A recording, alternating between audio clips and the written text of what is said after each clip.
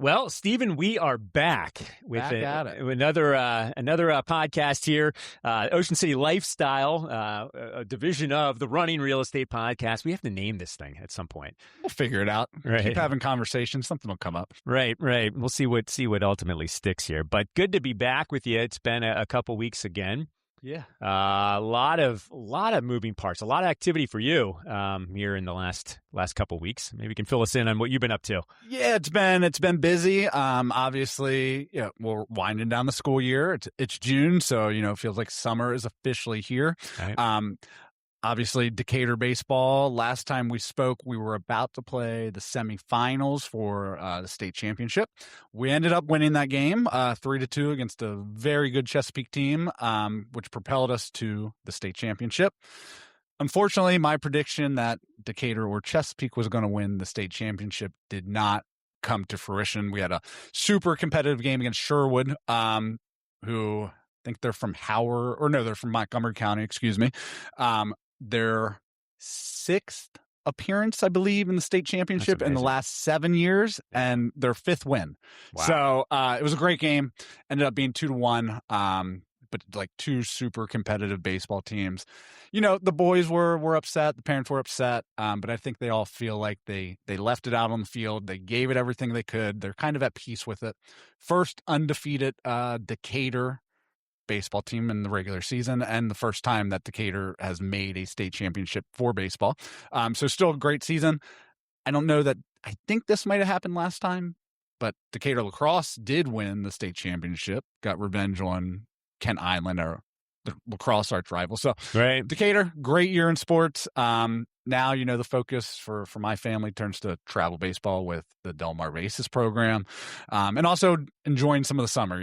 We have about 7 events, I believe, over the summer, but also trying to get to the beach, enjoying what the town offers. Got a lot of events coming up. I'm sure we're going to hit on here shortly, but what's your life been like recently? Yeah, we obviously were watching Ronan and the baseball team there, and what a heck of a run. I mean, you can't feel down, even though you're going to after a big win or a big loss like that. So close, 2-1, but to even get to that point is a huge accomplishment for the baseball team there. A huge accomplishment for you and Ronan, your family. So, congrats on that. That's pretty exciting times. For sure. It was definitely a fun run. Hopefully we can make another run next year. You never know. Baseball's a funny sport, but I'm looking forward to it. We're a baseball family through and through. Ronan has won a couple state championships with Berlin Little League, so it would have been cool to win a high school one, but he's got a couple more years to try. Big shout out to the seniors on the Decatur team. I mean, those guys are studs. First off, great baseball players, but also great people. Their parents did an awesome job. I'm super thankful for the senior class and the kids that Ronan got to share the field with this year, and wish them all the best moving forward in their baseball and personal lives. Yeah, and it's kind of the theme. Like you said, lacrosse won, and then I'm going to also shout out Lotus Wise, who's a very good friend of our family. She won the state long jump. Yeah, that's awesome. Championship as a senior, and she's off to Georgetown to continue on the track. Which is pretty cool. So shouting that out. Yes, locally, great sports. That's good to have here. They've really come a long way over the years, I think. And it speaks to, I think, more people moving to the area, more people who want to be over here in Worcester County and, helping the sports for sure. But yeah, so for me though, the graduation, Gabby, my senior, wrapped up, so she's done. Now off to senior week at Disney World, of all places. So that's pretty cool. She's enjoying that. So yeah, we're ready though. We're ready. We've got some travel lacrosse for our youngest coming up here, and then all the kids are kind of transitioning into summer jobs, and and hopefully some good beach weather here soon. Yeah. I mean, weather's been back and forth. Summer jobs, that's funny. We're working on that for our kids as well. It's tough nowadays. These kids have so much going on with sports and other things that, it's not quite the same as when we got summer jobs and we were probably working 5 days a week, as many hours as possible. We got to these kids got to really kind of fit it in Yeah. around everything else they're committed to. So yeah, we're looking for some summer jobs. My daughter's 14, so she's trying to get her foot in the door somewhere. And my son would love not to work, but he's about to get his license, so I think that's going to become a bit of a necessity. You got to pay for that car insurance and that gas, right? That's No, transition. That's awesome. And here at the beach, fortunately, there are a fair amount of jobs for these kids. Mm-hmm. Tough for the managers, though. The restaurant managers who have to kind of work around, some of these kids' schedules.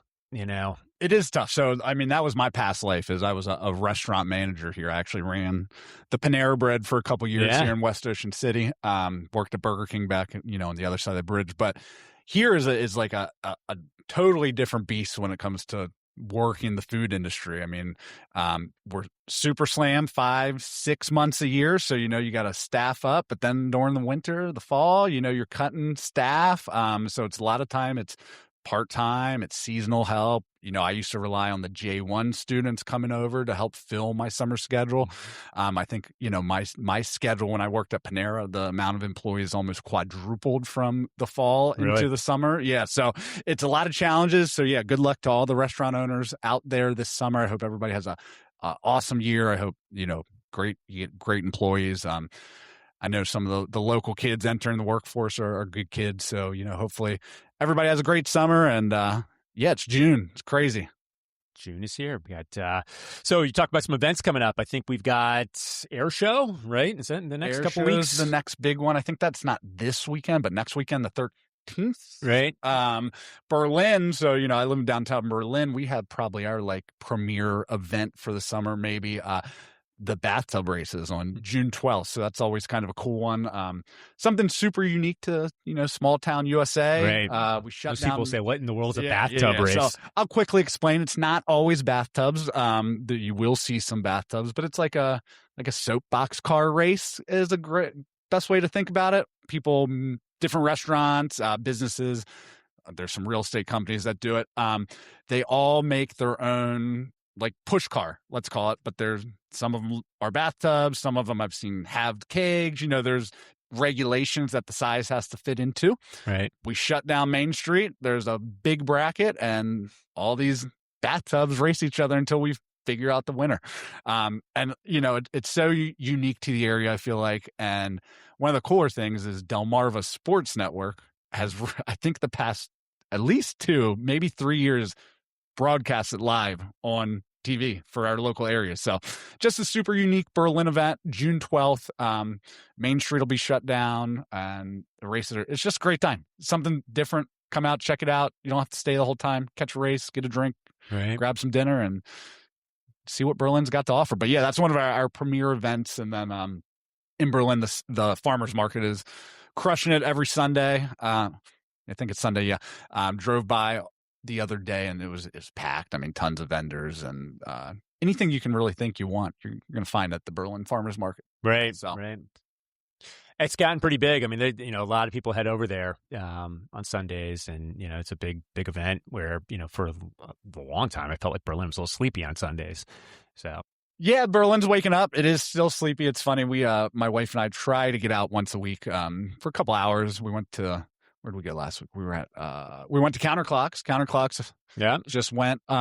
We were at Berlin Beer Company as well last week. But, just Berlin, it's funny. It's an early town. By 9:00, usually everybody is headed home. So that's how I like it. We get out early, and then we're home and in bed early. It's funny you went to Counterclocks. We went there for the first time. It's been there for a while, and we went there for the first time a couple weeks back too, maybe 2 weeks ago, which is not on our usual rounds. We have a tendency to hit the same spots, but it was good. We had a good time there right on Main Street. So we got a couple good topics I want to get into here, Steve. And one kind of that probably affects us a little bit more in Delaware. It comes up quite a bit. People have questions about. And then another one here, that kind of comparison. I like to compare a couple of communities in Ocean City here that I get questions about. So I'm going to let you start off with your topic. Yeah, it sounds great. So, again, we were talking about this at our team meeting. I don't know how many people know, but meet a couple times a week, all the agents, and And just, we usually have a little bit of something we're going to discuss, but a lot of times we talk about what's going on in our careers, Right. who needs some help with a deal, what are we seeing out there in the market, that kind of thing. And we got some newer agents now.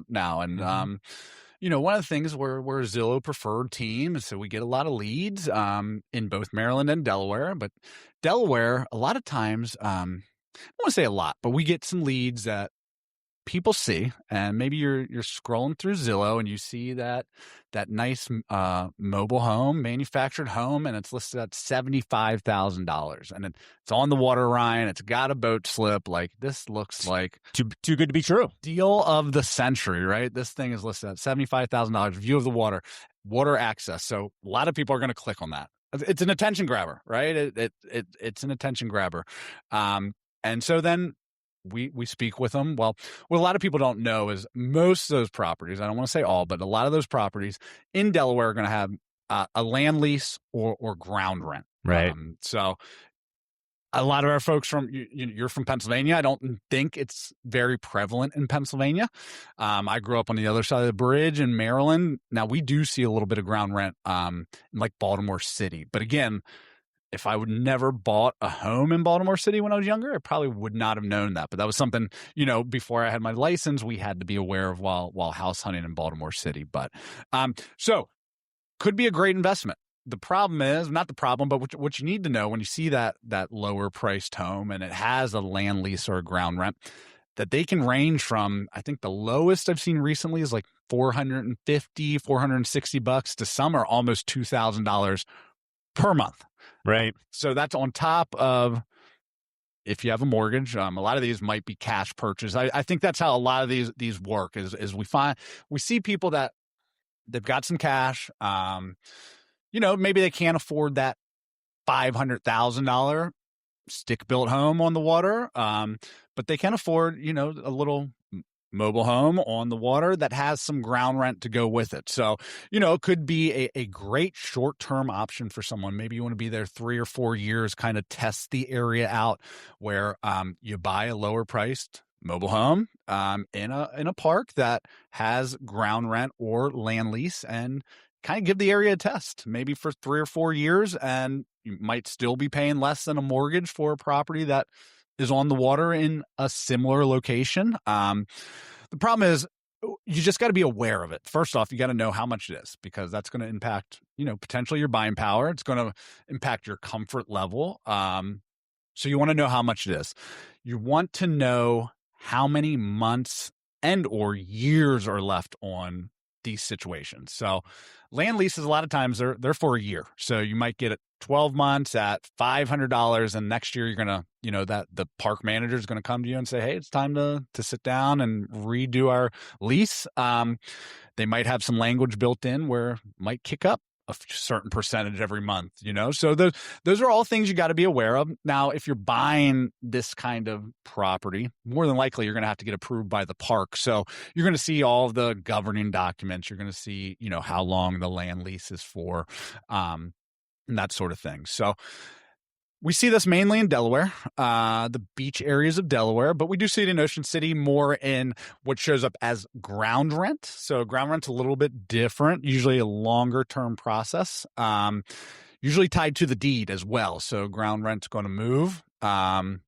Last building I sold with ground rent in Ocean City was the Polynesian. I think it was a very small amount. It was a couple $100s a year. So a lot different than land lease. A lot of times these ground rents going to be a little bit less. Again, they're going to be a longer period of time. However, some of them are written for 50 to 100 years.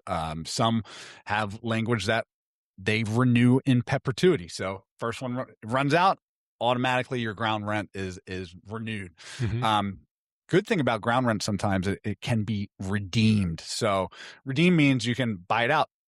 One-time fee. That's actually when I sold in the Polynesian, the unit that had the ground rent, my client at settlement was able to redeem the ground rent. I believe, don't quote me on this, but it was a few $1,000s. We see ground rents up in Sea Colony in Delaware. Yeah. I think most of those are like $4,800 a year, and they have they actually have it written in, like they have a flat fee for the redemption. And again, I can't remember off the top of my head, but it's not, it's not the cheapest thing in the world, but if it's something you don't want to deal with, it's one of those pros and cons. Like, hey, we plan to be here for 5 years and we could pay $5,000 a year of ground rent, and then sell, or, hey, we want to be here for 10 years and we could redeem our ground rent for $25,000. I'm just pulling a number out, and that's better for us long-term. So, nothing wrong with land leases or ground rents, but just wanted to kind of, for people that aren't familiar with them, just kind of broach that subject a little bit, and I know it's not just $75,000 mobile homes. I don't want to put some kind of stereotype or label these properties. I mean, some of these properties are $400,000-$500,000. I mean, they're very nice properties. Mm-hmm. They're just in these communities that they don't sell the land. And you're on a land lease. I mean, there's one that keeps popping up, that we see a lot. I think it's listed for $375,000, right on the water, great views. Your ground rent's like $1,900 a month. So, that's a pricey one. So, but yeah, I mean, there's properties and products for everybody. I just wanted to kind of throw this out there. If you see something that is 50,000 on the water, doesn't look like it needs to be torn down, there probably is land lease or ground rent behind it. And if that's something you're interested in, I mean, we can help talk you through it. We can explain the process more, and see if that's something that makes sense for you. So, yeah. I mean, you kind of covered everything there, but I mean, it's definitely something that comes up a lot in like the greater Millsboro area. Yes. Millsboro, even off of Route 54. I've got one now off of Route 54, Shady Park, Yep. Where we have about a $750 a month ground rent. I guess I always kind of think of it more as like when you have, and I said ground rent, but it's really lot rent. Lot rent's more of like in a park. Yes. It's like a park or community. I mean, Potnet's up in that Long Neck area, you see a lot of land leases there. Well, tell me a little bit, the difference of how that transfers. So if I understand this correctly, and what I want everybody to understand at home is you are buying the trailer. Yes. You're buying the mobile home. You own that no matter what. Correct. Yes. But it's not on your own ground. Yeah, I mean, that's the simplest way to put it. So yeah, let's just use my $75,000 trailer example, mobile home, excuse me. You are going to purchase the real property that is the mobile home, the trailer. But you're then the park, you're going to have a lease with the park, the community that says, I'm going to pay $700 per month to be able to use lot 41. Right. Just picking a number. And lot 41, you now have that land lease, and that's where your trailer is going to sit. But you're never going to own lot 41. Right. Right. Lot 41 is going to be owned by, could be a single family entity. It could, we do know that there are some companies that are going and buying these communities across the country. So it could be owned by a company. But they're, the value, land is valuable. So, they've come up with a way where they're able to continue to own the land, but they're letting others enjoy the use of the land. So, it's not a negative. It's something you just got to be aware of. I think, land leases, again, if you're like a short term, you don't know exactly where you want to be. You want to try 5 years in Delaware, and then maybe you want to move south. It could really make sense for you. I mean, if you can find an affordable property that you like, pay cash, and then pay, $500 to $700 land lease, that might make more sense to you than getting a $2,500 to $3,000 mortgage. You just gotta be intelligent. You gotta know what your time frame is. You gotta know what you want. And then you gotta know if you can afford it, obviously. I will say, lending in these communities is not always the easiest thing to do. A lot of the times there's no permanent foundation. Now, again, a lot of the times this is not exclusive. Some have permanent foundation, but if there's no permanent foundation, that makes lending more difficult. You're probably going to have to go to a local bank. Right. Probably going to have a significant down payment, probably 15 to 20% would be my guess, maybe 10. And then not everybody's going to be cool with the lot rent. I mean, land lease, I'm just going to be completely honest. I mean, not every bank is going to say, we feel comfortable lending on this, because they just don't. So a lot of times these are going to be cash purchases, and then the land leases will just be paid monthly, and that's almost might get thought of as your mortgage payment at that point, because you're not paying anything on the home itself because you own that outright. Now your mortgage is that land lease every month. So again, I think they get like a negative spin a lot of times, and that's not what I'm trying to do. You just got to be aware. And I just want to make sure everybody knows that a lot of times when you're looking on Zillow, on Realtor.com, and you see these properties, you're just not going to own the land. And if that's something that works for you, I mean, I've done multiple transactions with ground rent and land leases, and we can help do that. And or we can discuss what your goals are, and we can kind of sit down and be like, hey, I'll give you my professional opinion. Like, hey, maybe that doesn't make sense for you. Maybe we should look at what you could afford mortgage wise. But if you want a great view and you don't want that $1 million price tag, this might be an option to look at. Right. It's interesting, as you're talking, I'm thinking about, the scenarios that have come up over the years, and the agents have come to me with questions, how do you do this? How do you settle this? Because it falls under real estate, although it might not be actual real property. It's the land underneath it is the real property. And then you got MVA trailers, sure. When I say MVA Maryland side, but like they have a title, right? A title to the trailer that you're purchasing, and then you get to use the ground itself. But some of these communities do have pretty good amenities, sure, that are rolled into it. Pools, tennis, docks, marinas. So there could be more benefit than just being able to camp out on that lot, right? Oh yeah, 100%. I mean, you brought up pot nets. And there's like 8 different subsections of pot nets. Right. Could be more. Don't quote me on that. But I mean, they have Paradise Grill down there, which is like, I guess people would say that's Delaware's secrets. People pull up on the boat. It's a big deal. It's lifestyle. Wait for Paradise Grill to open, every year, and be ready. So that's in pot nets. You can drive your golf cart around. There could be benefits. They're probably going to take care of your grass. They're going to maintain all the common areas.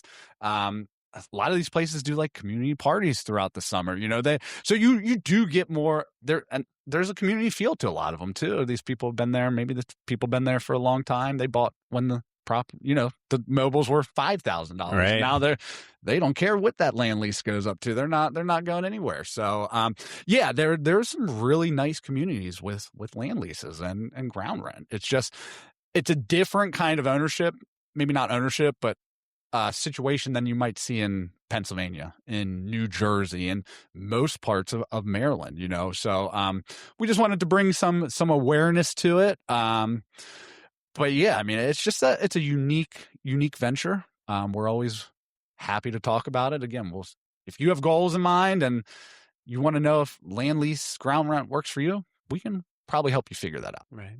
And some of it comes down to the monthly payment. Like, I own a home in Stonewater Creek up in Millsboro, property we purchased a couple years ago, just kind of as an investment property. And it's right down the street from Potnets and some of these other communities, but it's a single family home where we own the land. And when I factored everything in, versus going into one of these other communities, to me, the monthly payment was the same, right? Sure. So actually, I was in a stick built, fee simple type of community.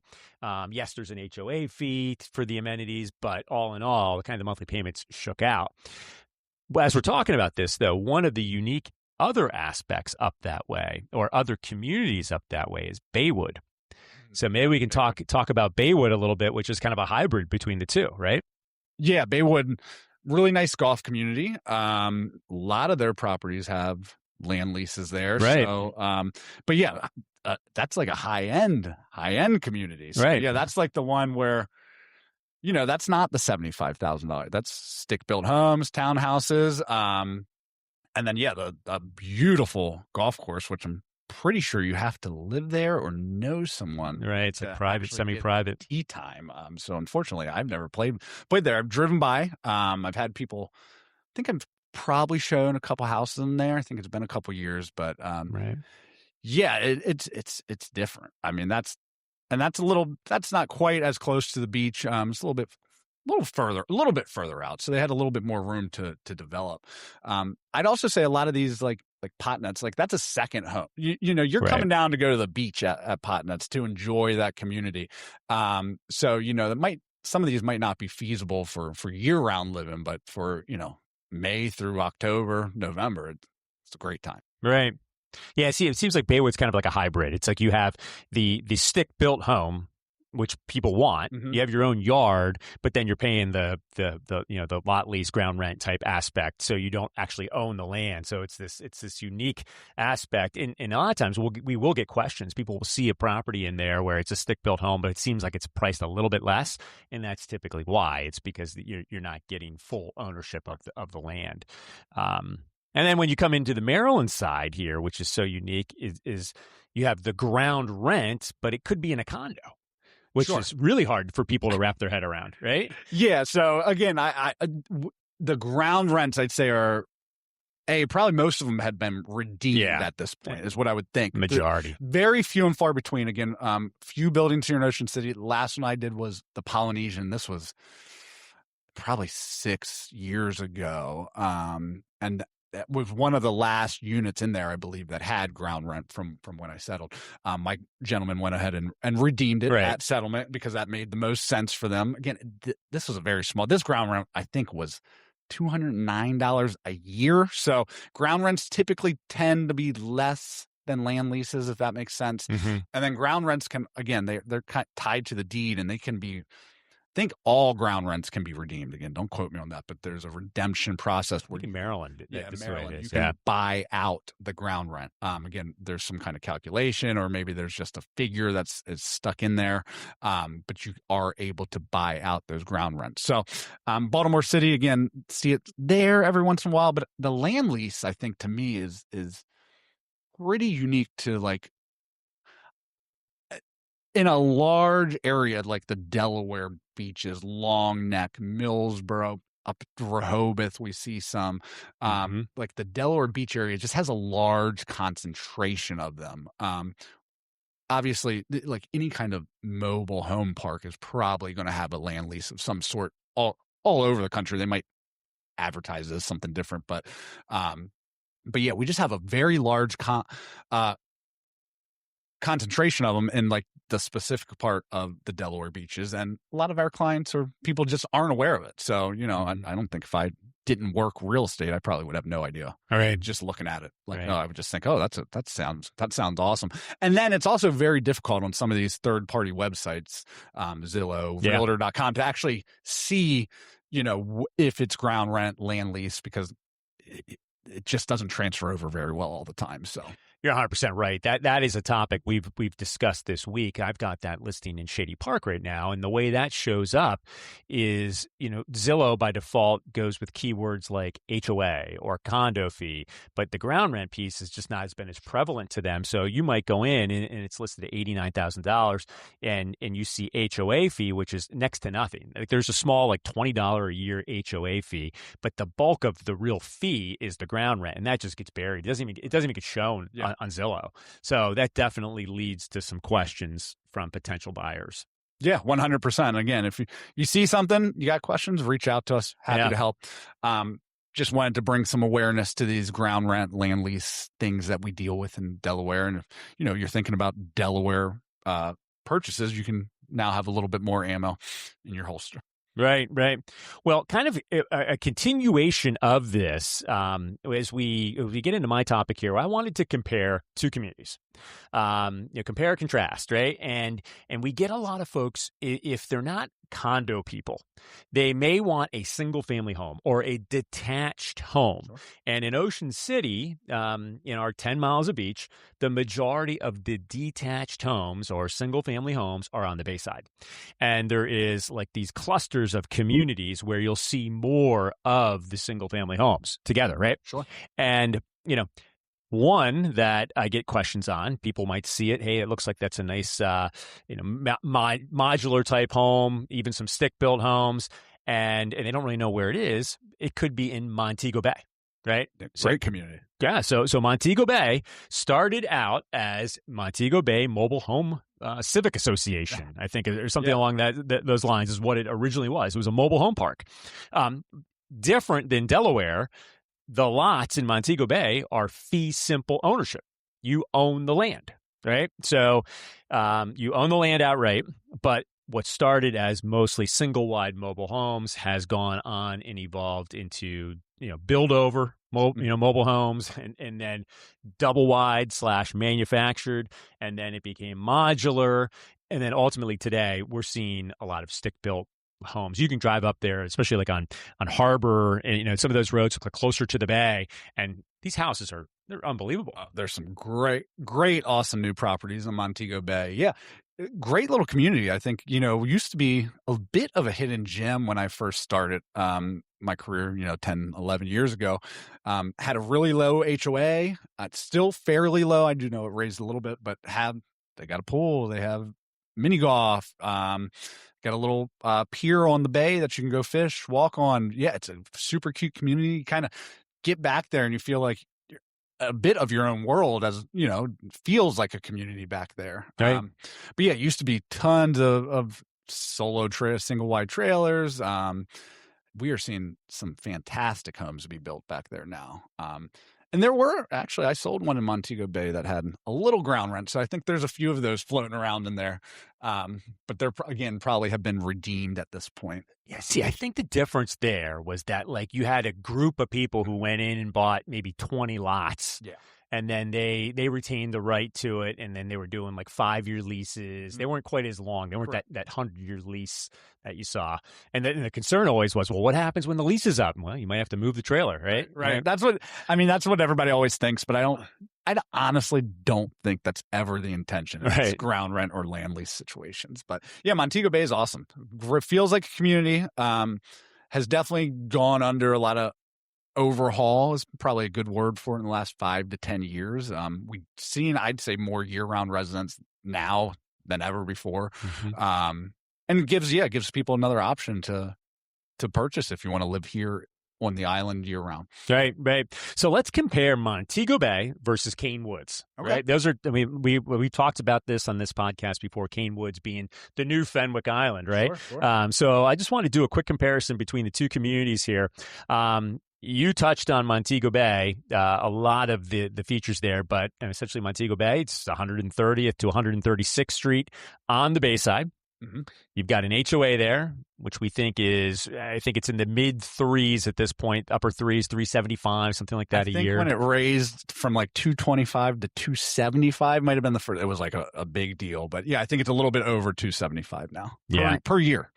But you get to take advantage of 2 pools.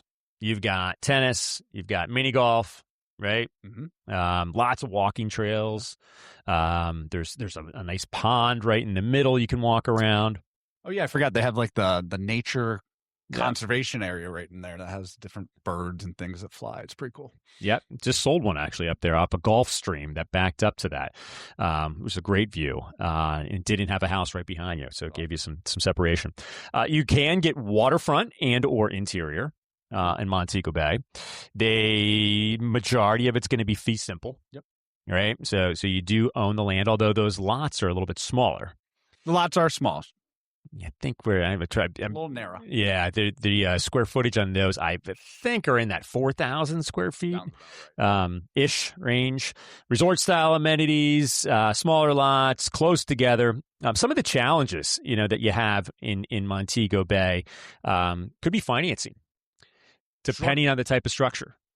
Yeah. So again, if you're finding some of those older single wides that are not on permanent foundation, even some that are on permanent foundation, if it's built before the 80s, like no one's gonna finance that. Right. So yeah, you could run into some financing issues with that. And then another one I know we've been running into, and you wanted to hit on, has been insurance. Yep. Insurance has been kind of a tricky situation for some of these places down here recently. Yeah, so with the insurance piece, I just had one of these settle up there as well. If it's a manufactured home or mobile home and it's over 25 years in age and it's in a coastal environment, there's very few insurance carriers that really want to touch it at this point. Even if it's on a permanent foundation. The one I had was a manufactured double wide, very nice, had been redone, but it was built in like 2002 or 2001. It was just like right over a year over the allowable age that you could have for insurance. And so we ultimately had to go to a broker, an insurance broker here locally that did have a product for it. And it wasn't exorbitant, but it's just more difficult to obtain. Yeah, and just knowing who to reach out to is probably half the battle. Right. Right. The other thing that could be a little limiting is if, depending on the type of property, the values might be, I mean, it's limiting or a benefit. You know, if you're trying to get in at an affordable level, Montego Bay might offer some more affordability. Smaller homes on smaller lots, but detached could be more affordable than what we might find in some of the other single family communities. But with that, at the same time, a mobile home or manufactured home has a tendency to depreciate. Sure. As opposed to appreciate over time. So. Yeah, I think the play in Montego Bay is that you're probably going to build a stick built at some point. Even if you purchase one of the older homes in there, your plan is probably to, within the next 5 to 10 years, you're probably going to do something different on the lot. Which again, that's like a huge win, because I even believe when I first started, like, they were just starting to allow stick builts to be built in the community. Like previously, they weren't even allowing that to happen. So I do think, we'll see those values continue to increase. But for now, there are still some good buys in there. Yeah. Yeah. Actually, it used to be limited to one level. Yep. Right. You could only do one level. And I think it went 1.5. And then ultimately now we've got full 2-story homes in there. So, and then right now our entry price point in Montego Bay is probably, for a single wide in the upper 2s to 300. If you're trying to get into a manufactured home, it's probably going to be more in the mid 4s. Sure. And then, the stick builts are probably 500 and above at least. Depending on where you're at. I mean, if you're on the water, you're probably $1 million plus. So, great community though. Yeah. So that's Montego Bay. Now about Caine Woods. What do we know about Caine Woods? It's like the largest single family development here in Ocean City. We probably have the most year-round residents on the island that live in that 10-block radius, which is 136 to basically Delaware 146. Yep. Mixture of homes. So you do have some condos in there. You have some townhouses, and also single family. So a little bit of everything. Probably not as close-knit of a community as Montego Bay is. They have I believe, an optional HOA that basically funds a summer barbecue. So there are some folks that, belong to that, and you're more than welcome to, but it's a little less community feel than Montego Bay. There's not going to be the community pools just because you live in Caine Woods. Now, if you live in a condo in Caine Woods, like Tiburon is one that's just jumping off the brain. They have a pool, but you can't live on another street in Caine Woods and go use the Tiburon's pool because you're in Caine Woods, if that makes sense. So a little less community feel. You got waterfronts, you got interiors going to be on the bay side again. So, west side of Coastal Highway. So I'd just say it's that Caine Woods, while an HOA to me would be one of those HOAs I described as like a loose collection of homes. Right. More of a neighborhood. Yeah. It's kind of a, not a community resort style community, but it feels more like a neighborhood. It could be anywhere USA. You get back off the beaten path a couple blocks, and you don't necessarily 100% feel like you're in Ocean City. Yeah. Which maybe some people want that, you want to get off Coastal Highway and kind of be by yourself. I mean, you can have pools back there. There's you can build a pool at your house, so there's maybe some more options for you moving forward as to what the lots are different. There's different size lots, so there might be some more options there as to what you can build, if that makes sense. Yeah, absolutely. And I would also think too, then one thing that we do see is if you're looking at affordability, the prices do have a tendency to jump up. Sure. Once you get up into Caine Woods for a single family home. Sure. Or a detached home, because the lots are bigger and there's more options, more things you can do with that lot, right? You're not as limited to that building envelope. But definitely, like you said, some good condos back in there. I own a townhome back on the water in Caine Woods, and it's right by Delaware. Yeah, so maybe if you like to harpoon Hannah's, you like to kind of hit that Route 54 scene. I mean, then Caine Woods could be great for you, right? Because when you kind of cross 146, there's not a ton of options in the Fenwick area for single families like Caine Woods offers. Right. So, if you want a single family, but to be close to Route 54 and all that Fenwick has to offer, shopping, restaurants, then Caine Woods could be good for you. Right. Well, that's the comparison and, contrast here for those two communities. I just want to bring it up because I've been getting this quite a bit. People are asking like, oh, where else can we find that similar type of property? And we have a lot of people who seem to go back and forth between Montego Bay and Caine Woods. So. Yeah, and then the only other one maybe to mention is super small, like Little Salisbury. Yeah. But that's just a few block territory, not really anything like Montego Bay or Caine Woods, but it's similar. I mean, I would think, it's probably more similar to Caine Woods. Yes. Because you do have some condos and townhomes in there, and there's definitely like off of Pacific and some of those roads back there, you've got unbelievable waterfront and bayfront homes that are really nice. And that kind of spans everywhere from 86th Street to 94th. Yeah. Bayside. Right around there. Kind of another almost 8 block Bayside community. So, yeah. So there's options, if you want to live year round.